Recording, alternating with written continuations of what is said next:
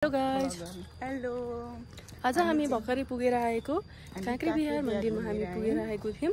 मलाई चाहिँ काँक्री बिहार साह्रै मन पर्यो रे। नेक्स्ट टाइम पनि आउने प्लान गर्नु भएको छ। हजुर, मेरो चाहिँ दोस्रो पटक हो, उहाँ पनि पहिलो पटक आउँदै हुनुहुन्छ। अब फेरि उहाँले नेक्स्ट आउने प्लान पनि छिट्टै गर्ने भन्नुभएको छ। तपाईँहरू पनि गाइज, काँक्री बिहार एकदमै राम्रो छ। सुर्खेतको एकदमै राम्रो ठाउँ हो। यदि समय तपाईँहरूको मिल्यो भने सुर्खेत आउनुभयो भने काँक्री बिहार चाहिँ घुम्नु होला। त्यो चाहिँ ऐतिहासिक ठाउँ पनि हो। धेरै यो चाहिँ बौद्ध धर्मावलम्बीहरूको चाहिँ एउटा स्थानको रूपमा पनि चिनिन्छ।